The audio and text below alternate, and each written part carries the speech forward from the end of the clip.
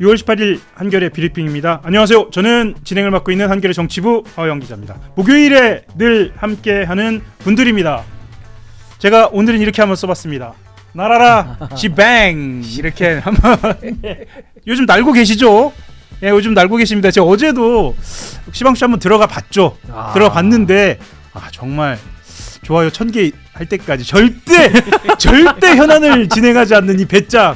와, 저는 감히 도전하기 좀 어렵습니다. 예. 제가 지금 면밀히 보고 있는데 좋아요가 349개입니다. 아이고. 예, 1000명 될 때까지 저희는 저희 근황 토크만 하도록 하겠습니다. 한 일주일 근황을 먼저 털겠습니다. 월요일부터. 뭐 뷰리핑 근황도 괜찮고 뷰리핑의 월화수 방송이 어땠는지를 슬쩍슬쩍 알려드리면서 예, 좋아요가 1000개 될 때까지 저희가 본주제 안 들어갈 수가 있습니다. 무섭습니다 저는. 이 줄다리기거든요. 예. 신경전. 소개도 안 했는데 나와버렸네요. 죄송합니다. 박영식 평론가 나오셨습니다. 네, 반갑습니다. 안녕하세요. A 박영식입니다. 왜 A예요? 예? 왜 A예요? 요즘 A로 거듭나고 있어가지고. A로? 예, 저희 A입니다. A. 가치 중심. 예, 가치 중심. 예. 신인규 변호사님 나오셨습니다. 저는 어떻게 표현해요? 저는 N 인규입니다. N인규. 왜 N이죠? 새로운 시대니까. 뉴. 예전에 그 자동차 현대자동차 시리즈 중에 N이 있었던 N 시리즈죠. 아반떼 더 미래로 있었고, 나아가는. 예. 터뷸런스 뭐 이런 거였나? 그렇죠. 좀 더 엔진이 강한 N 시리즈. 좋습니다. 터뷸런스 하세요, 신인규 변호사님. 예, 터뷸런스 오늘도 부탁드리겠습니다. 예. 터보 붙여서. 자, 어제 민주당 내에서 가장 뜨거웠던 커뮤니티에서 사실 더 뜨거웠죠. 뉴스부터 좀 가보겠습니다. 4시쯤 됐는데요. 갑자기 속보가 떴습니다. 네. 저도 이제 정치부망에서 보고 깜짝 놀랐는데 강유정 청와대 수석대변인 발인입니다. 이재명 대통령 귀국 환영 행사에 국무총리, 행정안전부 차관 등 정부 인사와 당대표, 원내대표 등 더불어민주당 지도부가 참석할 예정. 딱 이 문구가 떴습니다. 이 문구가 뜨고 경쟁적으로 속보 보도가 이어졌습니다. 모르겠습니다. 이 공지를 보고 여러 가지 해석이 지금도 계속되고 있는데, 그리고 오늘 오후에는 실제로 이 행사가 진행이 될 것이고요. 이재명 대통령이 직접 수습에 나섰다는 시각도 있습니다. 이거 어떻게 보셨는지 그 얘기부터 하고 시작하겠습니다. 지금 이재명 대통령께서 해외 순방을 꽤 긴 시간 한 9박 10일 다녀오고 계신데 그 과정에 한국 정치가 너무 시끄럽잖아요. 그러니까 결국에는 이게 여당발 노이즈로 봐야 되는데 결국에는 집권 여당의 대표가 여러 가지 도발적인 현 정권에 대한 메시지를 내면서 결국에는 그러면 대통령님 귀국하실 때 과연 정청래 대표가 공항에 나갈 수 있겠느냐 없겠느냐. 그리고 더 나아가서는 이것이 향후에 어떤 뭐 전당대회의 어떤 또 메시지가 될 수 있겠느냐. 뭐 이런 내용들이 섞이면서 어제 그 강유정 수석대변인의 발표가 좀 주목을 끈 건데요.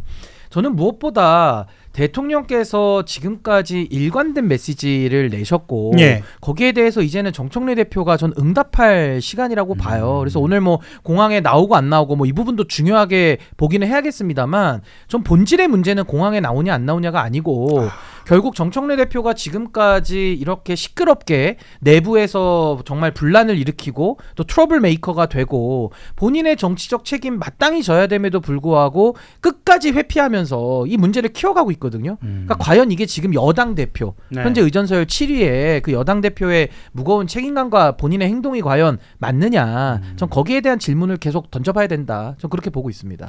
저는 근데 이거 뭐 수습이라기보다는 전쟁으로 따지면 정전인 것 같아요.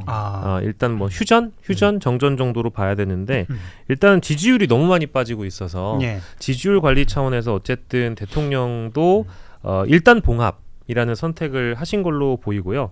사실은 2004년이었나요? 그러니까 노무현 전 대통령 탄핵 정국에서도 열린우리당과 청와대의 갈등이 끊임없이 노출됐습니다만 어쨌든 한마음 한뜻으로 가자라는 식의 어떤 임시 봉합은 있었지만 그 내부 갈등은 여전히 잔존해 있는 상황이었잖아요.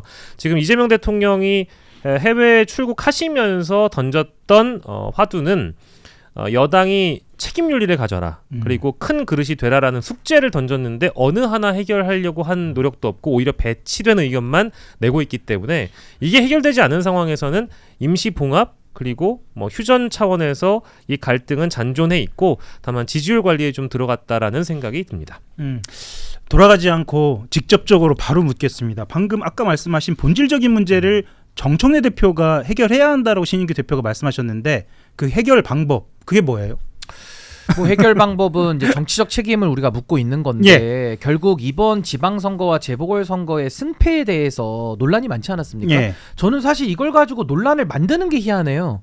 왜냐면 대통령께서도 여당이 성공한 건 아니다. 그러니까 우회적으로 패배를 말씀을 하신 거고 국민 대다수가 기분이 안 좋다. 선거 결과를 보고 그러다가 갑자기 정권의 지지율과 민주당의 지지율이 큰 폭으로 떨어지잖아요. 그럼 이 얘기는 선거 졌다는 얘기 아닌가요? 근데 이게 마땅한 현실이고 마땅히 해석해야 될 정치적인 틀인데 이걸 가지고 부정하면서 아 그래도 우리가 이긴 거야. 그래도 정청래 대표는 연임 도전해야 돼. 이런 여론들을 만들어낸 거 아닙니까? 그러니까 저는 글쎄요. 제가 생각하는 정치적 책임 이미 늦었죠. 당대표직을 선거의 결과의 책임을 지고 사퇴를 했었어야 되는데 이미 정청래 대표는 타이밍을 놓친 겁니다. 그것이 연임이든 아니면 다른 뜻 그러니까 연임을 위해서든 아니면 책임을 지기 위해서든 간에 어쨌거나 사퇴는 하는 아니죠. 수순이었던 연임이 건가요? 아니라 책임을 지고 사퇴를 해야죠. 책임을 지고 사퇴하는 모습으로 그게 첫 번째로 정치적인 분명히 책임을 진다라는 것으로 그렇죠. 사퇴를 하는 것으로 그 타이밍도 너무 늦었고요. 근데 그게 이제 놓친 거고 두 번째는 저는 뭐 그럼에도 불구하고 연임을 하겠다. 그럼 출마를 하는 건 본인의 자유라고 생각해요. 근데 다만 출마를 하더라도 공정성 시비는 없애야죠. 그러니까 여러 가지 당내의 문제들을 지금 시끄럽게 만드는 부분들은 정청래 대표가 본인의 거취 문제에 대해서는 좀 확실하게 매듭을 좀 짓는 게 좀 필요하다라는 생각이 들고 만약에 무리를 해서 연임으로 도전을 한다.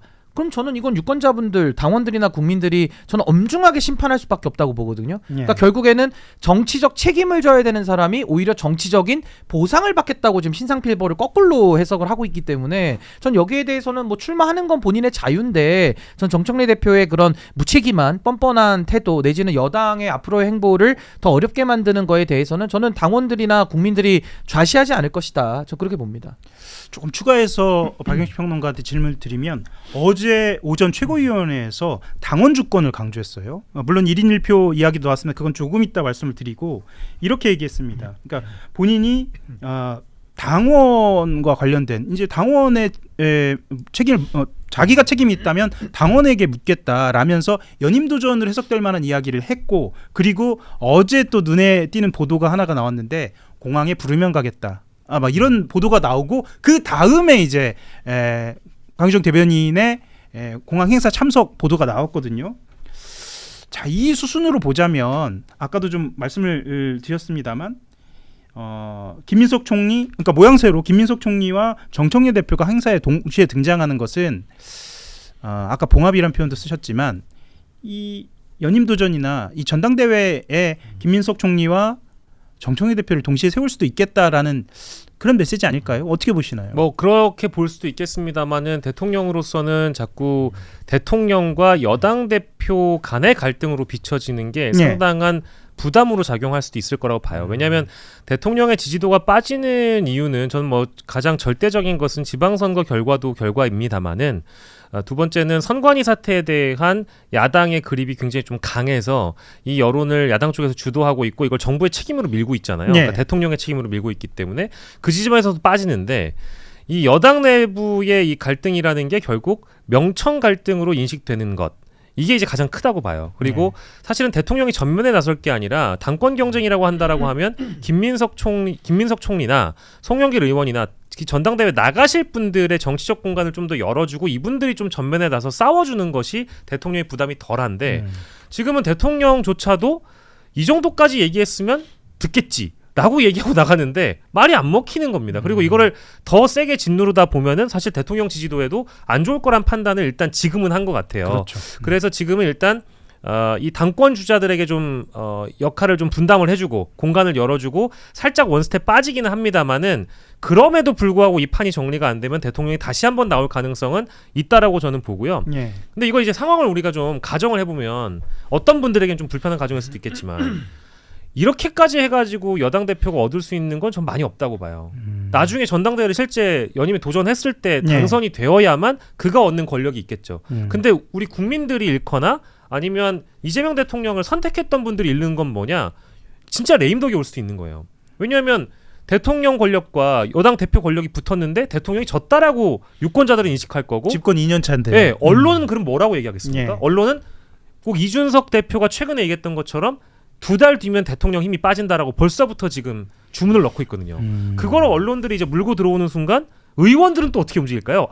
다음 총선 알아보려면 청와대를 봐야 되겠습니까? 아니면 그 당대표를 바라봐야겠습니까? 똑같잖아요. 그러니까 이제 그런 걸 봤을 때 이게 굉장히 지금 큰 문제고 민감한 이슈이기 때문에 이거 함부로 다룰 수 없다라는 판단도 동시에 청와대는 한 것 같습니다. 그리고 저는 이 부분이 지금 빠져 있어서 전 지금 문제가 반복된다고 보는 게 아까 제가 정치적 책임을 다해라 그 이야기를 했는데 그건 뭐 정청래 대표가 안 하면은 표로 심판하는 방법밖에 없어요. 근데 더 중요한 건 뭐냐면 지금 제가 봤을 때 정청래 대표 여당 대표 1년 했는데 정청래 대표의 여당 노선은 뭔가요? 그거 설명할 수 있는 분이 없어요. 왜 그러냐? 항상 이재명 대통령이 무슨 말씀하시면 대통령님 잘했습니다. 항상 사후적으로 대통령 입장에 힘을 실어주는 방식이거든요. 표면적으로 보면 그래 왔습니다. 늘 그래 왔어요. 그러니까 정청래 대표가 뭘 먼저 주도적으로 하는 게 아마 뭐 내란 종식? 뭐 그 얘기만 했지, 근데 그거는 뭐 정청래 노선이라고 하기보다는 너무 당연한 내용이라. 그러니까 제가 궁금한 건 그겁니다.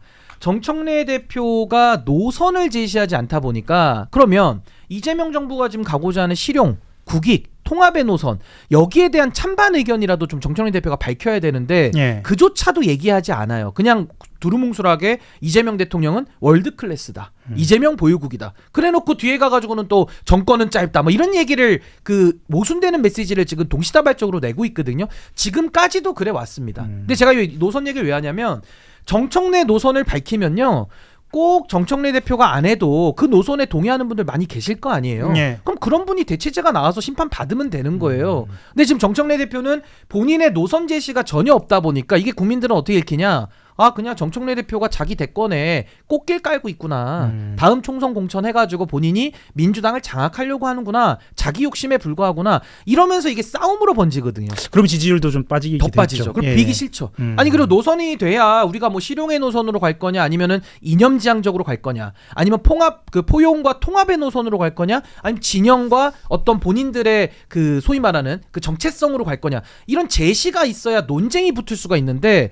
저는 계속 이재명 노선 이야기하면서 실용 얘기하고 제가 쌍용 노선, 포용과 실용의 노선을 계속 얘기하고 그 길을 응원하고 있지 않습니까? 어느 순간부터 쌍용 노선이라는 말이 언론에 나오기 시작합니다. 쌍매보라 볼 수도 있어요. 아니 근데 이거를 갖다가 정청래 대표는 이야기를 하지 않다 보니까 어떤 식으로 가냐?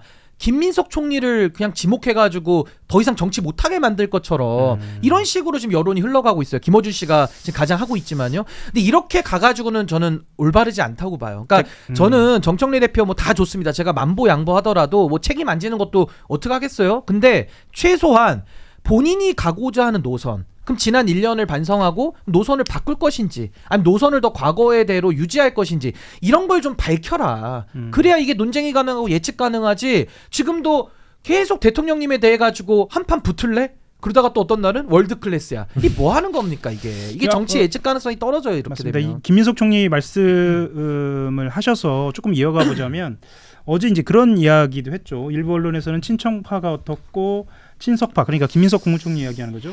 친석파가 어떻고 악의적인 갈라치기에 골몰하고 있다라고 얘기하면서 본인은 뭐 당원파다 이런 이야기 했는데, 그러면 이것도 분명히 의도를 갖고 이야기를 한 것이고, 방금 그 변호사님 말씀하셨던 것처럼이라면 차라리 노선에 대한 경쟁으로 가는 것이 좋은데 이 프레이밍을 던진 것으로 또 봐야겠네요. 이것을 부정하고는 있지만. 그러니까 이재명 정부 노선에 동의하고 그대로 행동까지 하면 이렇게까지 당이 시끄러울 수는 없어요. 왜냐면 대통령의 생각이 있잖아요. 대통령께서 생각을 이미 밝히셨지 않습니까? 근데 이런 부분이 지금 정청래 대표가 빠져 있고, 또 하나는 어제 정청래 대표의 이야기는 친석과 친청으로 나누는 거는 갈라치기다.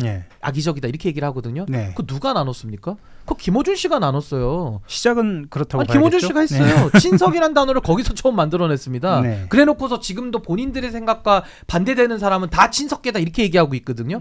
근데 문제는 뭐냐면은 그럼 정청래 대표가 그런 악의적인 갈라치기에 대해서 본인이 반대를 한다. 그럼 김어준 씨 방송부터 끊으셔야죠. 근데 지금까지도 김어준 씨 방송에만 많이 나가셨고, 그러면서 이제 매불쇼까지 이렇게 1+1으로 나가왔거든요.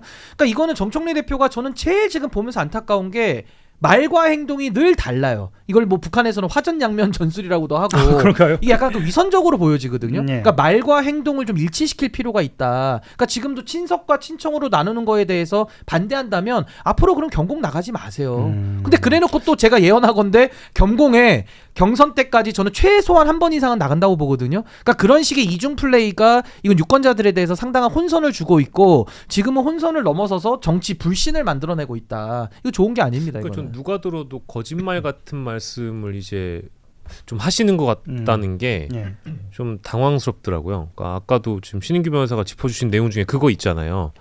친석 대 친청 갈라치기 악의적이다 이제 이런 얘기를 하면서 저는 잘 모르지만이라는 얘기를 해요. 그렇죠.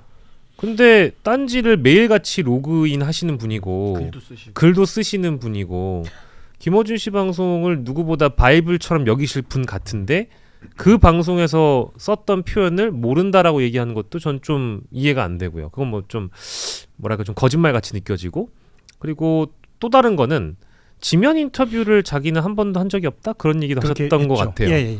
근데 인터뷰를 왜 안 하셨을까요? 했죠. 인터뷰는 하기는 했죠. 뉴스공장하고 매불쇼에서 하셨어요. 그것도 인터뷰죠. 그렇죠. 근데 그게 자신이 환영받는 매체에서만 편한 매체에서만 할 게 아니고 사실 이 현안에 대한 이슈를 전곡을 찔러서 질문할 만한 이런 한겨레 뷰리핑에도 좀 나오시고 환영합니다. 해야 되는데 저희가 한 주 쉬는 한이 있더라도 목요일에 나오시면 좋겠네요. 한 주 쉴게요 저희가. 그러면서 지면 인터뷰 그럴 수는 없습니다. 그럴 수 없습니다. 예. 아니 그러면서 지면 인터뷰를 안 하는 게 뭐지 내 자랑만 할 것 같아가지고 안 했다라는 거는 정작 자랑할 만한 채널만 나가시면서 내 자랑할 것 같아서 인터뷰를 안 한다라는 얘기는 너무 그것도 어불성설 아닙니까? 자 그러면은 지금 정청래 대표의 행보에 대해서만 이야기했으니까 메시지 주제에 대해서만 간단하게 좀 언급하고 다음으로 넘어가고 싶은데 1인 1표제에 대한 언급이 지금 계속되고 있습니다. 이 메시지. 그리고 검찰 보안수사권 폐지도 계속되고 있고요. 이 두 가지의 의미가 계속되는 것은 뭐 논의의 차원을 어디에 두냐에 따라 다를 것 같기는 해요. 뭐 지지층 결집이라는 이야기도 하고 실제로 1인 1표제를 시행을 하면 개파가 없어진다는 주장도 하고 검찰 보안수사권 폐지는 이번이 안 되면 안 된다. 이번에 반드시 해야 한다라는 주장도 나옵니다. 좀 전체적으로 이야기를 좀 짚고 넘어가야 할 것 같아요. 이 메시지 계속되고 있으니까요. 그러니까 이게 지방선거 결과가 나오고 나서 민주당 당원분들이라면 굉장히 다 놀랄 만한 결과잖아요. 네. 뭔가 이제 결과가 나오고 나서 이제 친청계라고 일단 쓰겠습니다. 정청래 대표와 정청래 대표 주변인들이 강조하는 것은 우리가 지지 않았다거든요. 왜냐하면 지지 않았다고 얘기를 해야만 자신의 지지층들을 다시 결집시킬 수 있는 명분이 되기 때문에 그렇고 연임을 할 수 있는 도전할 수 있는 명분이 필요하기 때문에 지방선거 결과는 우리가 패배하지 않았다고 얘기를 하는 거거든요. 네. 그것과 마찬가지로 이것은 어디까지나 당원들의 이완된 당원층, 지지층들을 결집하는 용도라고 저도 봐요. 그래서 1인 1표제 같은 경우에는 당원 주거주의 강화의 약방의 감초 같은 아이템이고 그리고 거기에 더해서 아까 말씀하셨던 보안수사권 완전 폐지에 대한 부분도 항상 그 주제가 나올 때마다 당원들 사이에서 논란이 뜨거웠던 주제고 편에 가르기 좋은 주제였단 말이에요. 반대하는 사람들은 우리 편이 아니다. 1인 1표제 반대하는 사람들도 역시 우리 편이 아니다.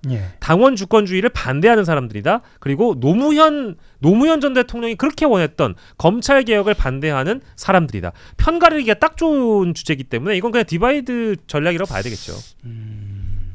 실제로 1인 1표제가 되면 개파가 없어진다. 아니 근데 저는 지금 정청래 대표의 가장 큰 위험성이 그 윤석열 씨랑 마찬가지인 게 최근에 그 보안수사권 폐지 그 7글자 그 윤석열 여가부 폐지랑 굉장히 닮아 있잖아요. 그 메시지의 형태가 닮아 있잖아요. 색깔만 다르고.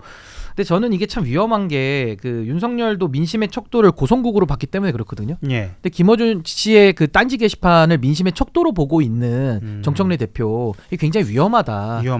당 대표로서 위험하다. 뭐 어떤 의원이 그렇게 해도 문제인데요. 당 대표 정도 되면 국민들을 아울러야 되거든요. 그러니까 그런 면에서 좀 위험하다는 생각이 들고 1인 1표도 그렇습니다. 1인 1표나 지금 보안수사권 폐지 이게 저는 두 가지를 묻고 싶어요. 이게 시대정신과 맞는 겁니까? 지금의 시대정신이 저는 실용과 포용이라는 쌍용 노선을 얘기했는데 안 맞잖아요. 그리고 시민적 관점에서 보면 시민적 관점에서 국민들의 지금 관심사가 AI나 내 일자리나 우리의 미래의 불안이나 생존의 위협이 지금 관심사지 보안수사권 폐지와 1인 1표는 지금 민주당 안에서의 관심사인 거예요. 근데 거기에 매몰돼 있으니까 선관위 이슈조차도 껴들어가지를 못하고 부담만 다 떠안고 있는 이런 구조거든요. 그러니까 전 이거를 시민의 관점에서 그럼 어떻게 극복해낼 것이냐. 그러면 최소한 딴지 게시판이 민심의 척도라고 편협하게 보는 사람은 시민의 관점을 가질 수가 없어요. 이 모순되는 거죠. 그래서 전 1인 1표에 대해서 요 말씀만 드리면요. 1인 1표 좋죠. 저도 찬성합니다. 근데 저는 늘 얘기했어요. 1인 1표로 가는 건 궁극의 목표지만 가는 과정이 험난하다. 안전장치가 반드시 필요하다. 네. 예를 들어 국민의힘이 1인 1표를 하고 있거든요. 지금 국민의힘이 공식적으로 1인 1표 오래 해왔죠. 1인 1표를. 예. 거기 지금 통일교 신천지 수사받잖아요. 그런 부작용도 있네요. 부작용을 어떻게 막을지에 대한 대안을 아직도 안 내놓고 있어요. 물론 영남 지역의 표의 등가성, 영남을 배려하자. 그것도 당연히 필요한 거지만 저는 더 위험한 게 뭉터기로 종교단체가 들어오는 거 어떻게 막을 거예요? 대안이 없거든요. 거기다가 종교단체가 위험하다면은 김어준 씨의 영향력은 안 위험합니까? 그러니까 예를 들어 친청계가 있다면은 저는 친어계가 있다고 보거든요. 김어준계. 그러면 김어준 씨가 가지는 줄세우기. 그러니까 소위 말하는 준 라인, 라인, 김어준 씨 라인을 어떻게 통제 봉쇄할 거냐. 만약에 이것도요. 1인 1표제로 문을 안전장치 없이 열어버리면요. 김어준 씨가 선출되지 않은 영구 권력의 역할을 하게 돼요. 결국 국회의원 꽂는 거 아닙니까? 김어준 씨가 방송에 계속 불러가지고 띄워주면 그 사람이 당선이 되는, 당내 경선에서 유리해지는 이런 줄세우기 구조가 나오거든요. 그럼 유튜브 권력과 이 김어준 씨의 줄세우기는 어떻게 해결할 것이냐? 어떻게 견제받을 것이냐? 저는 견제받을 수 있는 방법이 있다고 봐요. 물론 의원들의 개파, 의원들의 줄세우기도 나쁘고 김어준 씨 줄세우는 것도 부정적인 영향이 큰 거예요. 그러면 상시 공천 관리 제도를 만들어야 되고 결국 당원들과 선출직에 도전하는 정치인들에 대한 상시 평가 제도가 있어야 되거든요. 평가는 다각화해야 되겠죠. 김어준 씨 방송 나가는 것만 유리해서는 안 되고 여론조사만 유리해서도 안 되고 본인의 평가 활동에 대한 실적들을 가지고 다면 평가를 가야 되는데 이런 제도적인 기반을 안 만들고 그냥 1인 1표가 좋은 거야. 좋은 게 아니라니까요. 그러니까 이런 부분에 대한 문제 제기를 좀 전 정청래 대표가 좀 귀 기울여 듣고 수기를 거쳐서 좀 결정했으면 좋겠는데 보안수사권 폐지도 대통령께서 지난 1년간 수기라는 단어를 한 10번 얘기하셨을걸요? 수기했습니까? 여전히 보안수사권 전면 폐지를 걸어놓고 토론하자고 하니까 답정너 토론을 누가 합니까? 그것도 본인이 원하는 방송만 나가가지고 보안수사권 폐지 막 근육자랑 하잖아요. 이게 민주주의냐는 거예요. 이러니까 입틀 막 들어가는 거고 내 생각과 반대되면은 유시민 전 장관의 말을 빌리면 저것들 간첩하냐? 네트워크하고 있는 거 아니야? 이 지경까지 가는 겁니다. 이게 굉장히 위험하죠. 이런 편향성. 신익규 변호사가 아마 아침 식사를 하고 온 모양입니다. 우리 사실 공복입니다. 그래요? 공복인데 이 정도예요? 이 토온이죠. 지금 지금 생수를 보통은 한 통을 놓고 방송을 하는데요. 지금 두 통 놓고 방송을 하고 있거든요. 하마거든요. 그런 측면이 있습니다. 저는 근데 이게 1인 1표 제도라는 게 신익규 변호사도 동의하시고 나쁘다고 생각하는 분들이 많지는 않을 것 같아요. 왜냐하면 이게 유튜브 시대에 가장 걸맞는 제도일 수는 있습니다. 특히 정치인들이 바라보기에. 왜냐하면 기자님도 아시는 것처럼 팬덤 정치가 더 강화되고 유튜브라는 게 그렇잖아요. 더 확증 편향에 빠지게 쉽게 만든다는 거는 더 사람들을 어떻게 보면 한 정치인에게 더 매료되기 쉽게 만드는 구조이기 때문에 그런 유튜브의 플랫폼을 잘 활용한다라고 하면 나도 당대표가 될 수 있는 좋은 제도라고 바라볼 수 있는데 하지만 앞서 말씀하신 것처럼 이제 특정 집단으로부터 이 표가 오염될 가능성, 여론이 오염될 수 있는 가능성이 있고 저는 한겨레 TV에서 그때 서복경 교수님 이분이 하신 말씀이 전에? 정답인 것 같아요. 그러니까 정당이라는 것이 당원들의 것일 수도 있겠지만 사실 국민들의 것인 거거든요. 그 당원들 사이에서도 강성 당원만 있는 게 아니고 중도 당원들도 있고요. 그러니까 민심의 층은 다양하단 말이에요. 근데 한쪽으로만 쏠리는 것을 방지하려면 1인 1표제가 과연 완벽하기 위해서 어떤 보완이 필요한가에 대한 고민을 해야 되는데 이 고민하자고 하는 사람들을 예를 들면 누군가 좌표를 찍거나 말을 못하게 막아버리는 지금의 상황은 좀 위험한 거죠. 그래서 저도 짧게만 제가 정당 바로 세우기 혁신운동 하니까 두 가지만 짧게만 말씀드릴게요. 1인 1표제로 가려면요. 정보가 균일해야 됩니다. 그러니까 참여자, 당원들한테 정보를 균일하게 만드는 제도를 정청래 대표가 꼭 만드시고요. 참여가 공정해야 됩니다. 지금은 당원들이 다 참여할 수 있는 공간이 없어요. 그 현실이거든요. 그걸 먼저 다 여시고 그러고 나서 아까 제가 말씀드린 상시평가제나 관리제를 만든 다음에 1인 1표를 열어야 진정한 의미의 당원 주권이 완성된다. 그 말씀을 꼭 드리겠습니다. 지금 슈퍼챗이 계속 들어오고 있는데요. 제가 다 읽어드리지 못하고 있습니다. 불사조님이 슈퍼챗 보내주시면서 하호영, 박영식, 신익규 화이팅 건강하세요. 이렇게 말씀 주셨고요. 원님이 슈퍼챗 주시면서 대통령 지지율 떨어지면 먼저 등 뒤에 칼 꽂는 사람은 비일 거라던 유시민 작가 실제로 이렇게 언급이 됐었던 그러니까 친명파리가 돌 던진다 그랬죠. 그렇죠. 예. A라고 자처하던 사람들이 먼저 이재명을 비난한다. 뭐 이런 말씀도 주셨습니다. 지금 슈퍼챗 들어오고 있고 토마토 온 네어님이 저희는 다 읽습니다. 다 읽습니다. 소통이 중요합니다. 참여 공간을 열어야 됩니다. 너무 중요하죠. 정청래 대표가 당권을 다시 주면 이재명 레임덕이다. 이런 우려의 목소리도 있습니다. 지금 슈퍼챗뿐만 아니라 채팅창도 뜨겁습니다. 그리고 좋아요도 1000분이 넘었습니다.